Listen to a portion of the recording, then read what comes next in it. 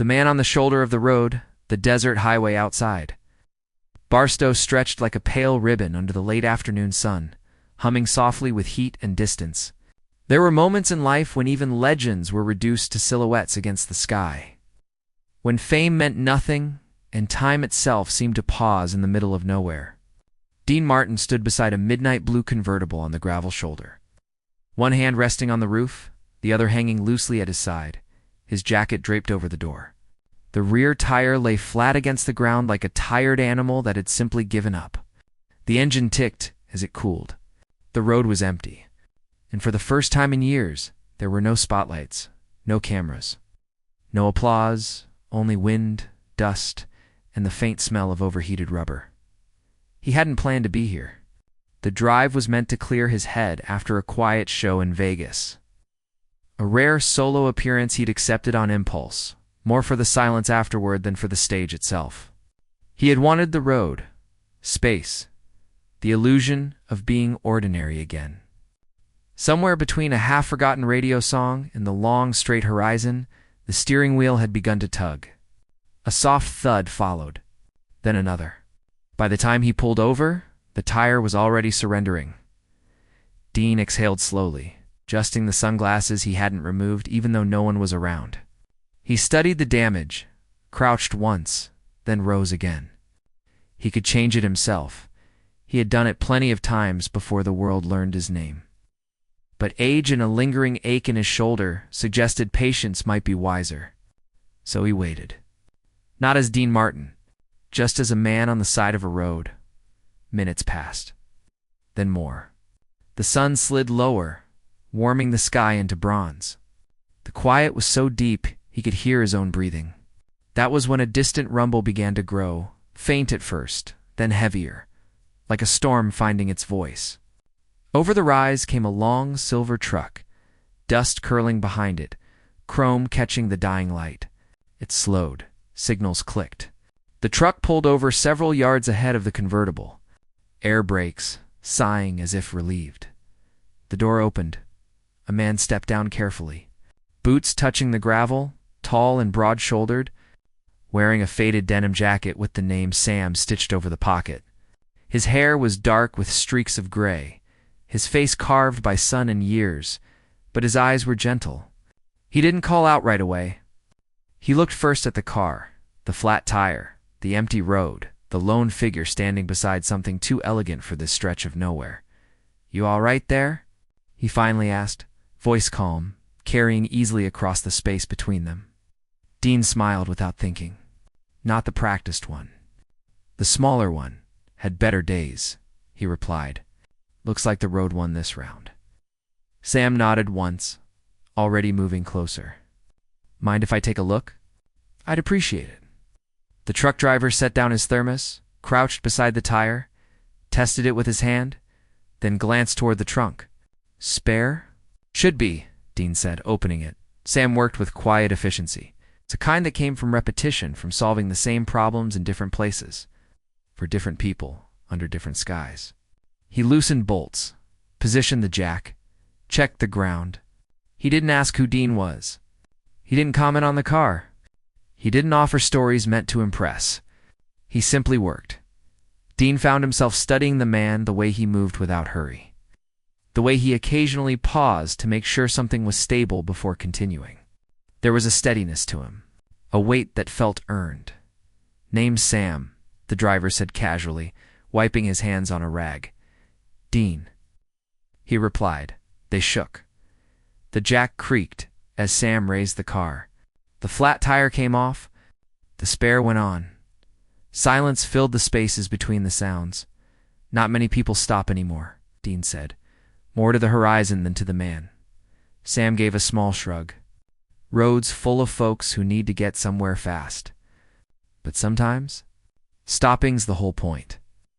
Dean looked at him then. Really looked. What made you stop? Sam tightened a bolt, stood, and rolled his shoulders slightly. Because I've been the one standing there, he said. And because my old man used to say, if you see someone stuck and you can help and you don't, the road remembers. Dean chuckled softly. That's a good line. Get a lot of those. Truck broke down on him outside Flagstaff once. Man he'd never met, stayed 2 hours, helped him patch it enough to limp into town, bought him coffee, wouldn't take a dime. Dad said he never forgot how small he felt standing there, and how big that kindness felt. He went back to work. Dean leaned against the car, listening. Something about the simplicity of the exchange pressed on him more than applause ever did.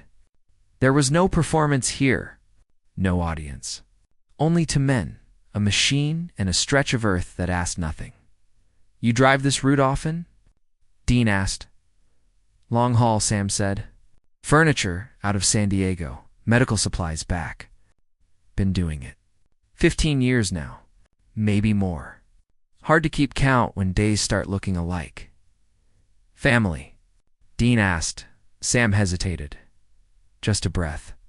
Used to, he said gently. Wife passed 8 years ago. Cancer. Quick, but not quick enough. Son lives up north. We talk when we can. I'm sorry. Sam nodded once. Thank you, he finished, tightening the last bolt, lowered the jack, then stood back to check the tire.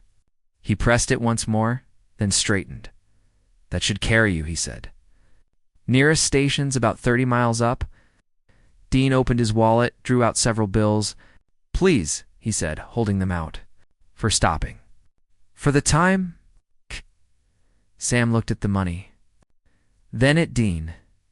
Then he smiled, a slow, easy expression that held no judgment.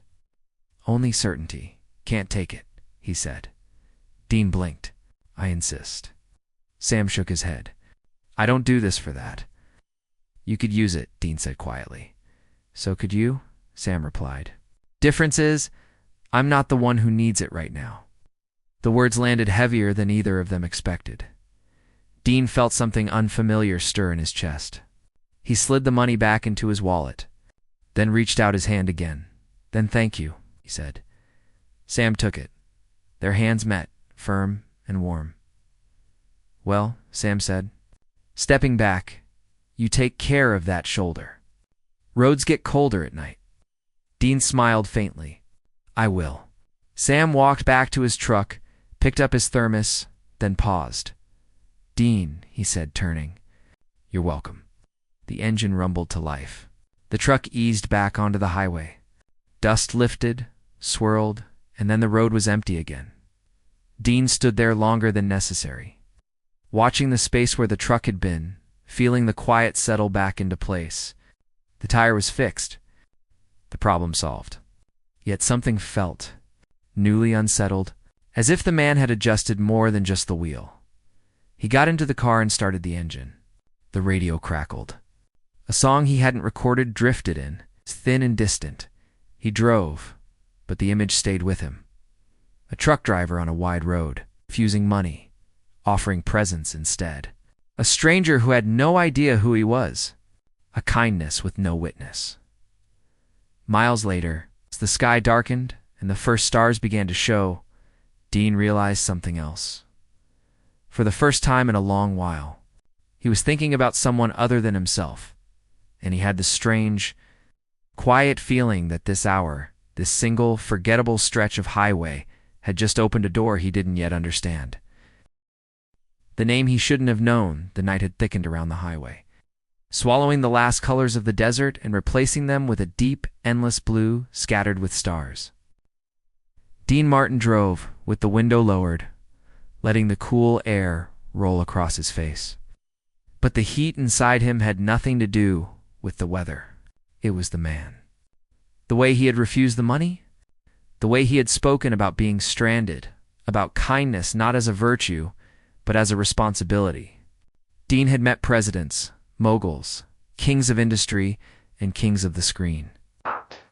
But something about that brief, unremarkable encounter had followed him like a second set of headlights in the rearview mirror. He tried to let it go. He turned the radio louder. He passed the gas station Sam had mentioned without stopping. And still, the thought returned, who was that man when no one was watching? He reached his hotel outside Needles well past dark. The staff recognized him instantly, the familiar flutter of whispers and widened eyes filling the lobby as they hurried to open doors and carry bags he hadn't asked them to touch. Smiles, respect, care rehearsed by years of repetition. Dean thanked them, signed an autograph for a young clerk, then retreated to his room, overlooking the black stretch of river and land. Yet even there, even with the soft carpet under his shoes and the quiet hum of the air conditioner, felt displaced, as if the day had not ended where it was supposed to. He poured himself a drink, let it sit untouched, sat on the edge of the bed, jacket still on, and for reasons he could not explain, he picked up the phone. Front desk came the polite voice. Dean hesitated. "There was a silver long-haul truck earlier today," he said. "Pulled off the highway not far from Barstow. Any chance you know what company runs that route?" The clerk was quiet a moment.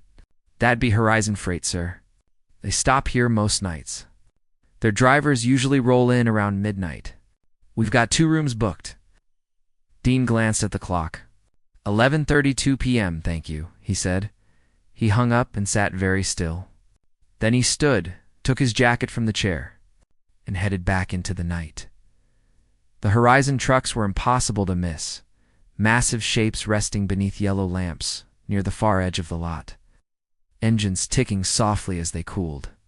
A pair of drivers stood near a vending machine, laughing low, steam rising from their coffee cups. Dean slowed as he approached, unsure of what he was even doing.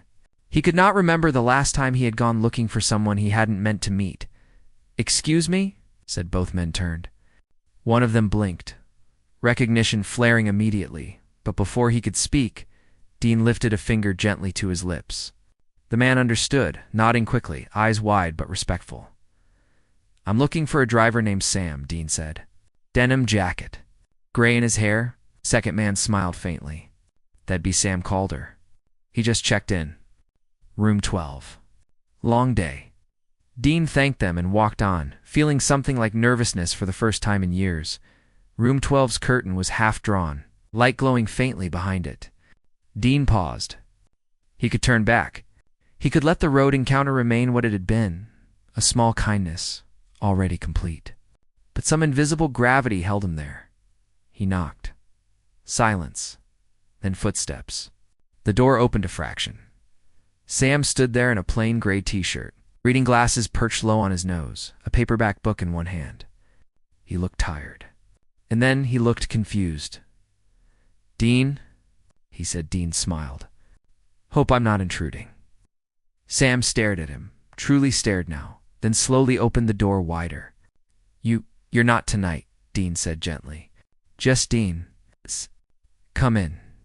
The room was simple. 2 beds, a small table, a thermos, a photograph face down beside it, the faint smell of engine grease and black coffee. Dean closed the door behind him. "How did you?" Sam began. "I asked around," Dean said. "I realized I wasn't finished with our conversation." Sam studied him.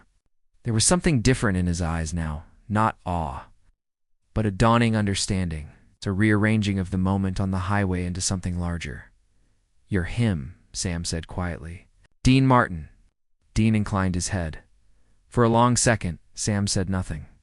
Then he let out a soft breath and shook his head once. "Well," he said, "that figures." "What does?" "That I help a stranger change a tire. And it turns out to be one of the most famous men in the country." He gave a faint, almost amused smile. "World's got a sense of humor." Dean glanced at the photo on the table. "Your wife?" Sam followed his gaze. His hand reached out almost unconsciously, turning the frame upright. A woman with warm eyes and dark hair smiled back from another time. "Her name was Ruth," he said. "She has a kind face. She had a kind soul," Sam replied. They sat. 2 men on opposite beds, the space between them filled not with fame, but with the quiet weight of ordinary lives. "You didn't tell me?" Sam said. "There wasn't a reason to," Dean answered. Sam nodded slowly. "That's what I figured." He hesitated. Then, "So, why are you here?" Dean looked down at his hands. The rings. The familiar skin. The hands that had held microphones, scripts, glasses raised in celebration. "Because when you stopped today," he said, "you didn't see who I was. And that's rare. And when you refused the money, it reminded me of someone I used to be." Sam's brow furrowed. Before the noise, Dean continued. Before every conversation had an angle. Before every smile meant something to someone else. You helped because you saw a man who needed help. Not a name. Sam listened, saying nothing. I don't think I've had that in a long time, Dean said. Silence stretched. Then Sam reached for his thermos, poured coffee into a paper cup, and held it out. Then you better sit a while, he said. Because that kind of quiet doesn't come often. They talked. Not about music. Not about movies. Not about fame. They spoke of roads. Of nights spent driving through rain so thick the world vanished beyond the headlights. Of diners that never closed. Of the strange brotherhood among people who lived in motion. Sam spoke of Ruth, of the way she used to leave notes in his lunch pail. Of how he still found them sometimes, tucked between pages of old route logs. Dean spoke of his mother, of the early days when he sang in smoke-filled rooms for men who didn't look up. Of the long climb that had left him surrounded and alone at the same time. Hours passed without either of them noticing. At one point, Sam laughed quietly. You know what's strange? He said, What? I spent the whole afternoon talking to you like you were nobody. And now, I know who you are. And it doesn't change a thing. Dean felt something tighten in his throat. That, he said softly, might be the kindest thing anyone said to me in years. Psst. Then down at his hands. There's something else, Sam said. He reached for the photograph again, turned it over, and slid it across the table. Dean leaned forward. The picture was old, faded a younger. Sam stood beside a woman and a little boy. The boy couldn't have been more than 10. He was smiling, but his eyes were wide, fixed on someone just out of frame. On the back, written in careful ink, were words, First concert. He hasn't stopped singing since. Dean's breath caught. What concert? He asked. Sam swallowed. Yours. Dean looked up slowly. Ruth took him, Sam said. Oakland. 19 years ago. Front row. He came home and sang your songs for months. Said he wanted to make people feel the way you made him feel. The room seemed to tilt, just slightly. Where is he now? Dean asked. Sam hesitated. Long enough for the silence to grow heavy. Up north, he said finally. We talk. Sometimes. Something in his voice told another story. Dean did not press. Yet because, in that moment, he understood something, instinctively. The road had not only given him a stranger, it had given him a doorway, and whatever waited behind it was far bigger than a flat tire. Morning did not arrive gently. It came in thin. Pale lines through the motel curtains, cutting across the carpet like quiet questions that had no intention of being ignored. Dean Martin lay awake long before the alarm he hadn't set, staring at the ceiling, replaying the image of that photograph, a boy's face frozen in time. Eyes lifted toward a stage, mouth half open as if sound itself had surprised him. The words written on the back still echoed in his mind. First concert. He hasn't stopped singing since. Dean had signed thousands of programs, met thousands of fans, but something about that single sentence felt heavier than all of them. It was not admiration. It was origin. And origins had consequences. He dressed without calling room service. No handlers. No assistants. He moved as he had on the road the day before, quietly, deliberately, as if something fragile had begun to form around him. And he did not want to break it by speaking too loudly, outside. Sam's truck sat under the early light. Dew, clinging to its metal like a second skin. Sam was already there, one boot up on the step, checking something inside the cab. He looked older in the morning, less like a figure in a story, more like a man whose life had been worn into him by years of motion. You're up early, Sam said, when he saw Dean. So are you. Road doesn't wait. Dean nodded. Then, after a brief hesitation, neither do chances. Sam studied him. What kind of chance? Dean took a breath. The kind you don't recognize until it's already behind you. They drove together to a diner just off the interstate, the kind of place that smelled of coffee and ironed aprons. Where the booths were cracked and the waitress called everyone hun, They sat across from each other, steam rising from their cups. The morning crowd murmured around them, unaware of anything extraordinary. Dean did not begin right away. "Last night," he said finally, "you said your son lives up north." "Yes, and that you talk. Sometimes." Sam's jaw tightened slightly. Almost imperceptibly.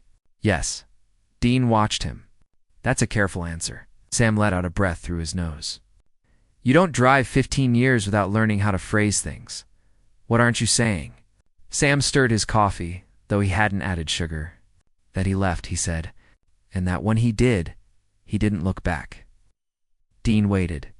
"He wanted music," Sam continued. "Not the kind you sing in the shower. The kind you bleed for." Ruth supported him. "I tried. But I also wanted him to eat, to finish school, to have something under his feet." His voice lowered. "We argued. A lot. After she died, there wasn't anyone left to soften the edges. The waitress refilled their cups and walked away. He took a bus north," Sam said. "Said he'd prove it. Said he'd make it. I told him he was chasing smoke." Sam's fingers closed around the mug. "He told me I'd never understood him anyway." Dean felt a faint chill pass through him. "When was the last time you saw him?" he asked. Sam didn't answer right away. 6 years, he said. 2 months. 3 days. Dean's eyes lifted. "He calls," Sam added quickly. "Sometimes.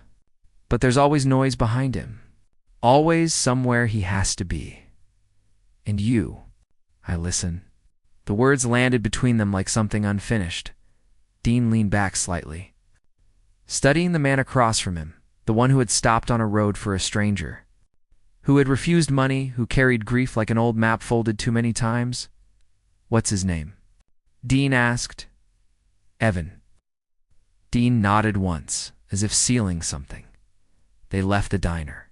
Sam headed toward his truck, Dean toward his car, but neither opened the door. "Sam," Dean said. "Yes." "We're up north." Sam hesitated. "Then Seattle." "Last I heard." Dean took that in. He looked up the road where the lanes merged and stretched beyond sight. "Would you mind," he said slowly, "if I drove that way with you?"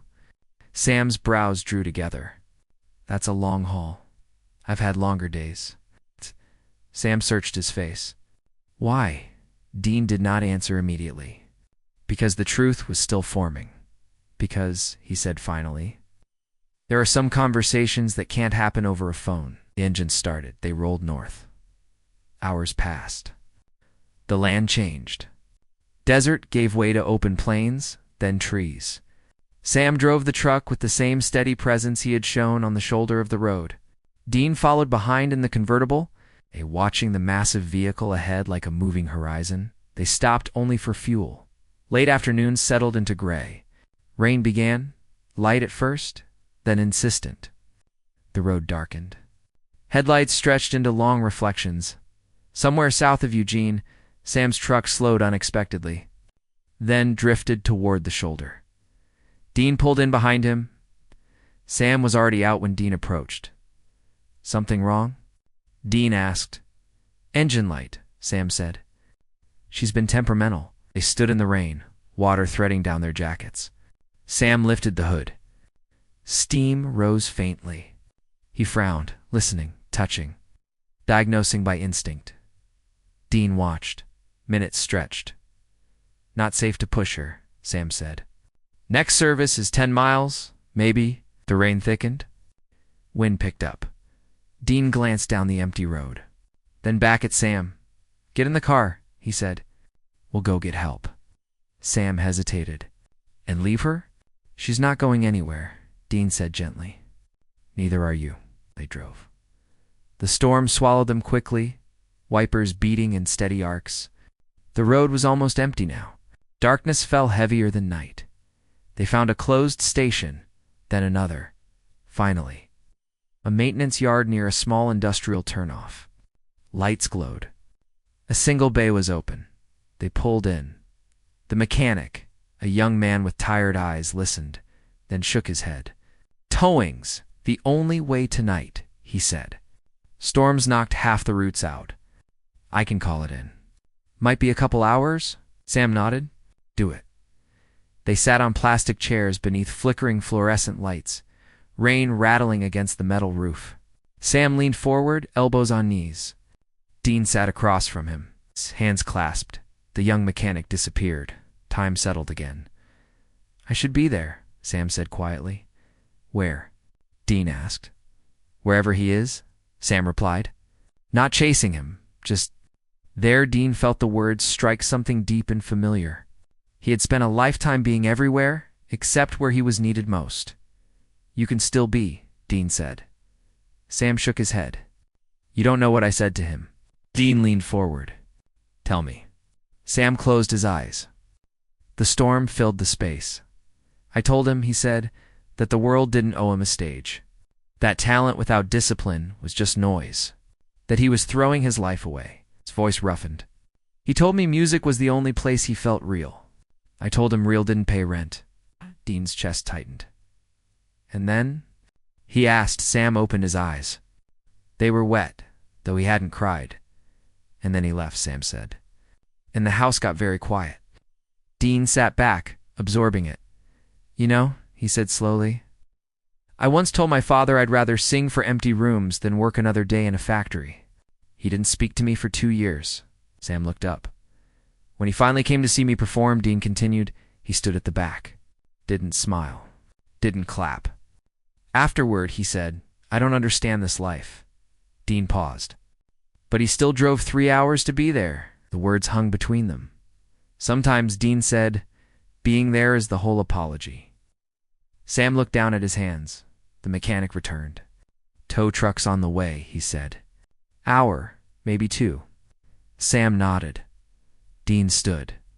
Come on, he said. There's a motel down the road. You can rest.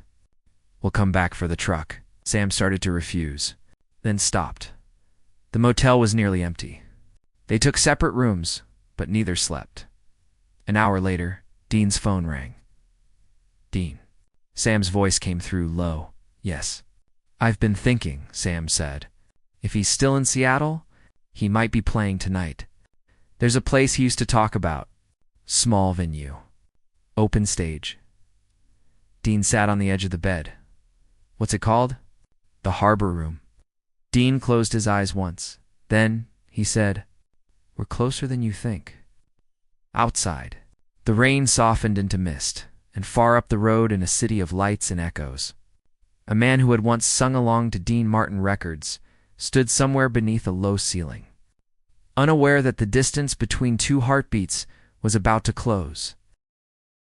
Seattle rose out of the mist like a city still half asleep. Clouds hung low over the buildings, muting the morning light into something soft and silver, as if the world itself were holding its breath. Dean followed Sam's truck across the bridge. Water stretching endlessly on either side, the skyline emerging and disappearing between drifting curtains of fog. Neither man spoke. They didn't need to. The long hours behind them had done something subtle and irreversible. They had rearranged the silence. It no longer felt empty. It felt full of things waiting to be said. The tow company had returned Sam's truck to him before dawn. He had insisted on driving it the rest of the way, as though the machine itself were part of the journey he needed to finish. Dean respected that.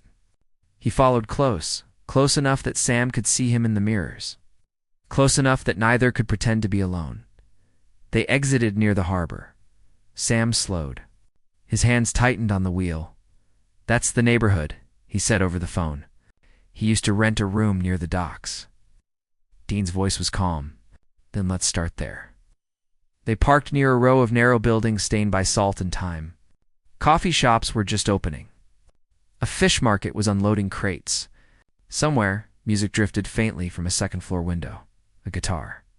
Tuning itself, Sam stood beside his truck, staring at the street like a man standing outside a memory. I don't even know if he's still here, he said. Dean looked at him. But you are. They walked.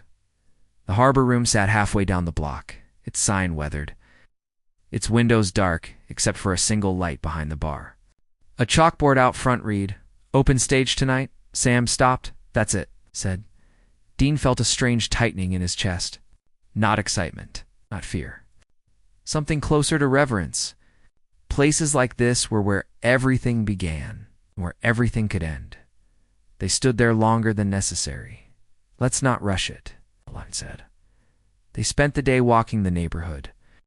Sam showed Dean the dock where Evan used to help unload crates for extra cash, the alley where he'd once played for tips, a narrow park where he'd called home during his first winter. Sleeping in a borrowed sleeping bag, fingers stiff, voice hoarse, but eyes alive. "He called me once from here," Sam said quietly. Standing beneath a maple whose leaves were just beginning to yellow, said he'd written something he wanted me to hear. I told him to send it. He said it wouldn't fit in an envelope. Dean looked at him.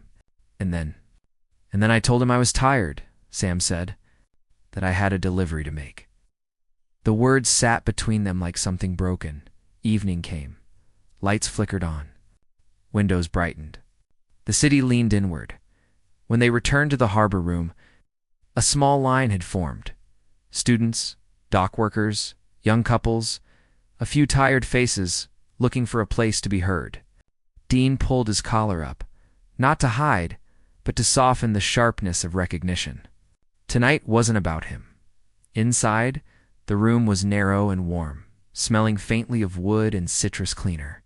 A low stage stood at the far end, a single microphone waiting.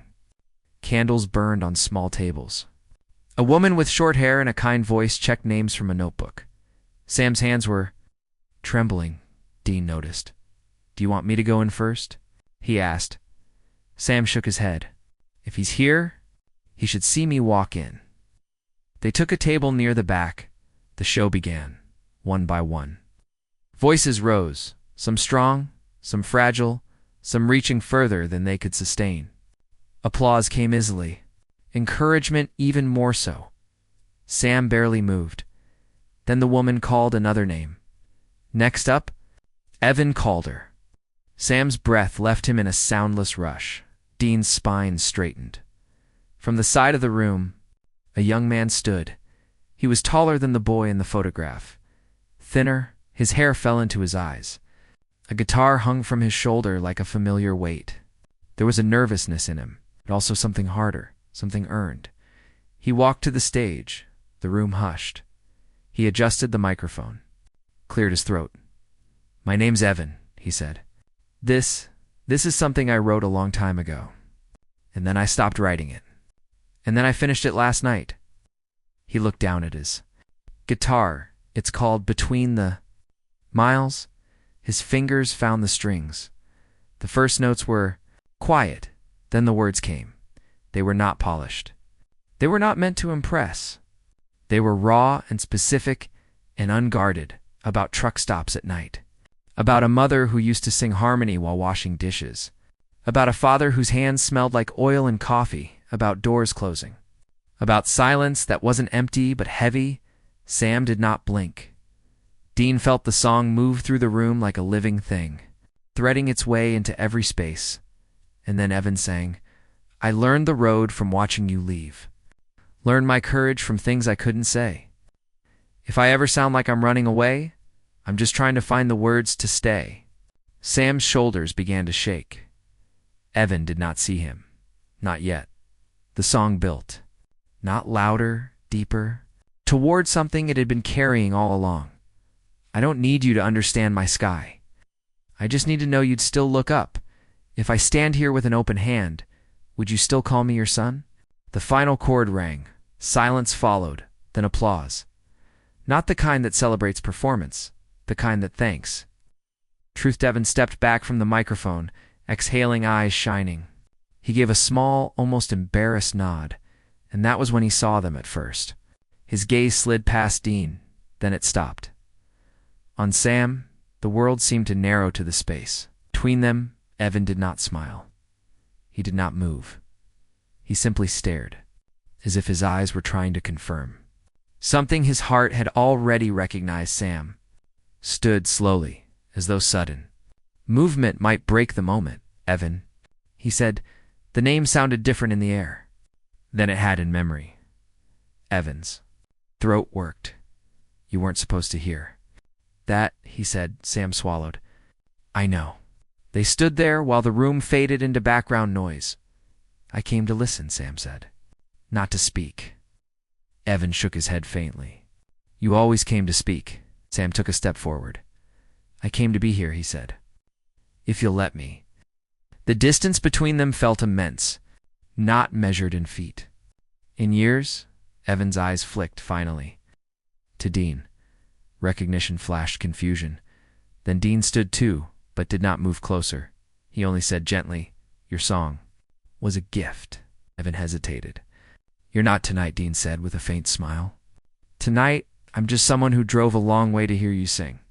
Something in Evan's expression softened. He looked back at Sam. "You really drove all this way?" he asked. Sam nodded. "Every mile." The words trembled. "I didn't know how to say I was sorry," Sam said. "So I started with being here." Evan's jaw tightened. "You told me I was throwing my life away." Sam's eyes shone. "I was wrong," he said. "You were building one? I just couldn't see the shape of it." The room was silent. Evan looked down, then up. "You hurt me," he said. Sam nodded. "I know." "But you also taught me how to stand on my own," Evan continued. "How to finish what I start. How to keep moving when it's hard." "I hated that for a long time." He stepped closer. "And then I needed it." Sam's breath broke. They stood inches apart now. Neither reached out, not yet. "I don't need you to like my music," Evan said quietly. "I just need you to hear it." Sam nodded, tears finally falling. "I hear you," he said. "And I'm not going anywhere." Something shifted. Evan let go of his guitar and closed the distance. Sam's arms came around him. He was careful at first, then firm. Evan pressed his forehead into his father's shoulder. The room let out a breath it hadn't known it was holding. Dean stood where he was, eyes wet, hands folded loosely in front of him. In that moment, the flat tire, the desert road, the long night, the storm, all of it revealed its purpose. The woman at the bar quietly placed 2 untouched drinks on the table. No, one reached for them, because something far stronger had already been poured later. As the room thinned and chairs were stacked, Evan came to Dean. "Thank you," he said.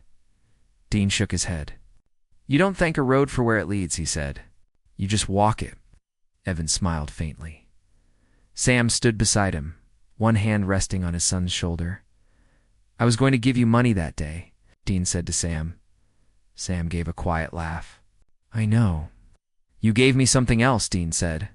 "You reminded me who I am when no one's looking." Sam met his eyes.